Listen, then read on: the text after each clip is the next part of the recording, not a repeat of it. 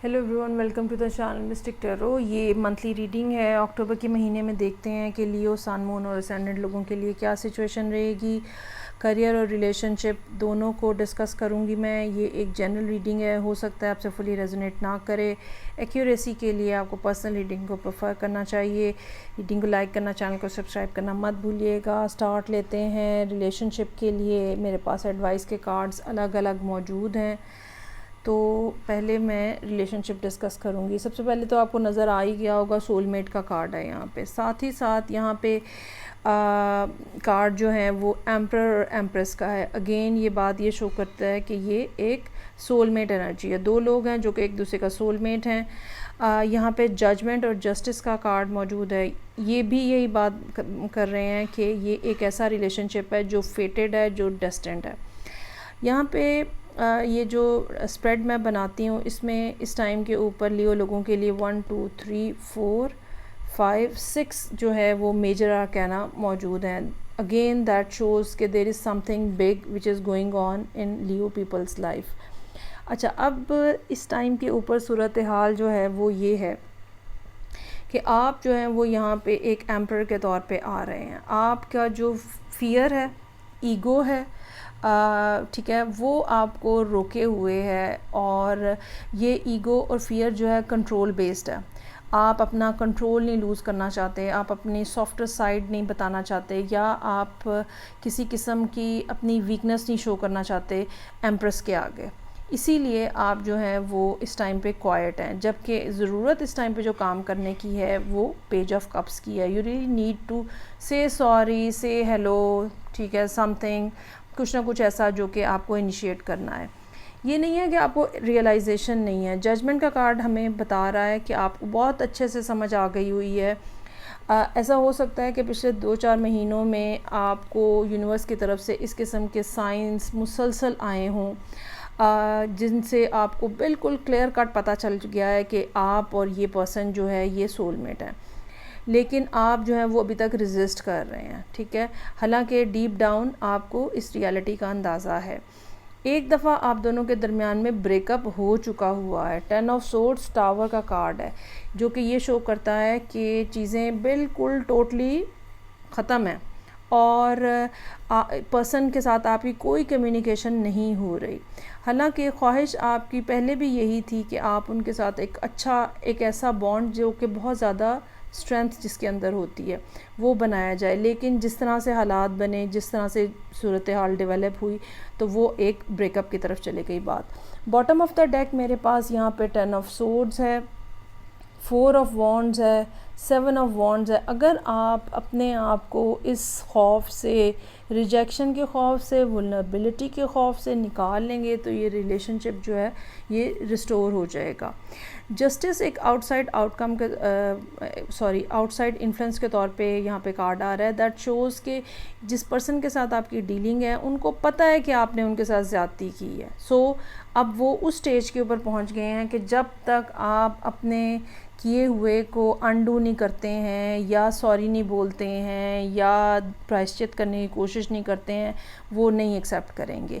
Justice का card हमें इस पर्सन की इंटेंशन भी बता रहा है। जस्टिस और जजमेंट का कार्ड हमें यूनिवर्स की तरफ से आपके ऊपर जो प्रेशर आ रहा है वो भी बता रहा है कि आपको पता है कि आपने ख़राब किया है सब कुछ। आपको पता है कि ये क्या कीमती चीज़ थी जो आपने ख़राब कर दी है, और ये भी आपको पता है कि अब आप ही को ठीक करना है। सो टेम्परेंस का कार्ड है यहाँ पे।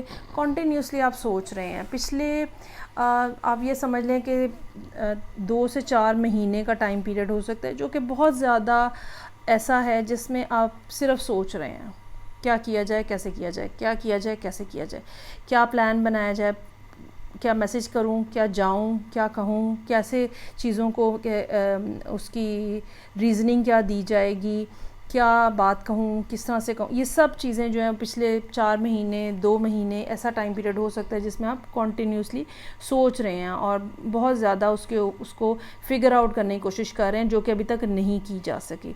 सो अक्टूबर स्टार्ट हो गया है। अब अक्टूबर में यहाँ पे नाइट ऑफ वॉन्ड्स और टेम्परेंस का कार्ड, दोनों कार्ड्स जो हैं वो जुपिटर की और सेजिटेरियस की एनर्जी को रिप्रेजेंट कर रहा है, जो कि एक स्पॉन्टेनियस किस्म की एनर्जी होती है। सेजिटेरियस वाले ज़्यादा सोचते नहीं हैं, वो बस जो मुंह में आता है वो कह देते हैं। सो आपको भी इसी टाइप की बहुत ज़्यादा ओवर थिंकिंग मत करें, क्योंकि जब आप बहुत ज़्यादा सोचते हैं तो आपकी ईगो आड़े आ जाती है, ठीक है। तो यहाँ पे एडवाइस के कार्ड्स में पहला कार्ड सोलमेट का है, इसके ऊपर क्या तबसरा करूँ मैं कि ये एक सोलमेट रीडिंग है। दूसरा कार्ड अलबत्ता ऐसा है जिसके ऊपर आपको फोकस करने की ज़रूरत है, जो कि इंस्टिंक्ट का है। इंस्टिंक्ट का कार्ड नाइट ऑफ वॉन्ड्स और टेम्परेंस से मैच कर रहा है कि आपने जितना सोचना था, जितना प्लान करना था, मतलब एक बिगर पिक्चर में तो आप प्लानिंग करें आप, ठीक है, और बिगर पिक्चर में तो आप सोचें कि हाँ ठीक है मुझे जाके ये बात, इस किस्म की बात कहनी है, वहाँ तक तो ठीक है, लेकिन क्या लफ्ज़ इस्तेमाल करने हैं, क्या किस तरह से चीज़ें चलेंगी, आगे से क्या रिस्पांस आएगा, उसका बहन ने क्या रिस्पांस देना, ये प्लानिंग मत करें आप। इसको इंस्टिंक्टिवली डील करने की ज़रूरत होगी। The moment you will reach in front of that person, जो भी उनका रिस्पांस होगा, जैसा भी वो रिप्लाई करेंगे, उसके मुताबिक आपको अपनी पोजीशन एडजस्ट करके जवाब देने की ज़रूरत होगी। ये वो चीज़ है जिसके ऊपर आपको फोकस करना है। अगर आप पहले से ही सब कुछ लिखत पढ़त करके पूरा एक स्क्रिप्ट बना के जाएंगे तो मामला जो हैं वो सेटल नहीं होंगे, क्योंकि ना आपसे स्क्रिप्ट बनाया जाएगा और ना ही आपसे जाया जाएगा।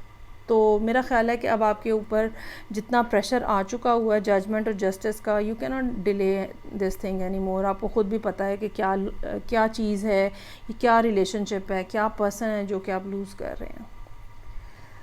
ओके जी, अब हम आ जाते हैं लियो लोगों के करियर के मामलात के ऊपर। करियर के मामलात जो हैं वो इस लिहाज से सही लग रहे हैं कि रुक रुक के चीज़ें चल रही हैं, और ये नहीं है उसके अंदर कि आप कोई बहुत ज़्यादा डिस्टर्बेंस फेस कर रहे हैं। एक बात जो मैं कहना चाहूँगी वो ये कि जो भी मामलात हैं आपके करियर के, जिसमें एक तो उसमें ये बात ज़रूरी रहे होगी कि जो भी आपके सीनियर्स हैं आप उनके साथ अपने रिलेशनशिप को मेंटेन करके रखें, पहली बात। दूसरी बात ये कि अपने ख़ास तौर पे ये वो लोग जो कि स्टूडेंट हैं और उनके पेरेंट्स उनको लुक आफ्टर कर रहे हैं, उनको ख़ास तौर पे अपने पेरेंट्स को ऑन बोर्ड रखने की ज़रूरत है। उनसे बिल्कुल कम्प्लीटली डिटैच मत हों, अपने आप को डिस्कनेक्ट मत करें।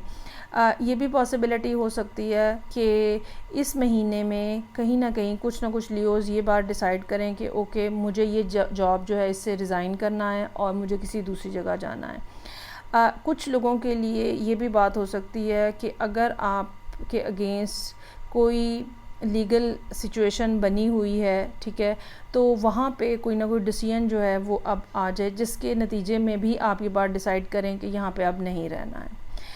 तो काफ़ी ज़्यादा आपने यहाँ पे अपने आप को इन्वेस्ट किया हुआ है, तो लेकिन ये कि कुछ अभी इस किस्म की अब्रप्ट किस्म की सूरत हाल जो है, ये ख़ास तौर पे जो एक्लिप्स है ना, इसने आपको काफ़ी ज़्यादा डिस्टर्ब करना है।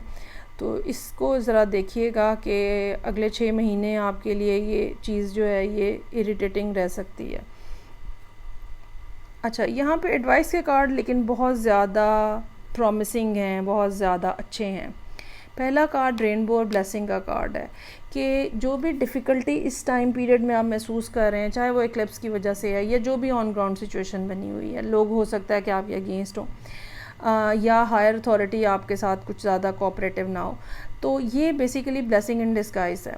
वो लोग जो कि जॉब से रिज़ाइन करके जाएंगे या वो लोग जिनको टर्मिनेट भी किया जा रहा होगा, इनके लिए भी ये ब्लेसिंग इन डिस्गाइज है, क्योंकि ये चीज़ बाद में आपको लीड करेगी, एक बहुत बेहतर सिचुएशन में लेके जाएगी, जहाँ पे ग्रोथ का फैक्टर बहुत ज़्यादा है, जहाँ पे रिसीविंग जो है वो बहुत ज़्यादा है, यूनिवर्स जो है वो आपको बहुत ज़्यादा देगी।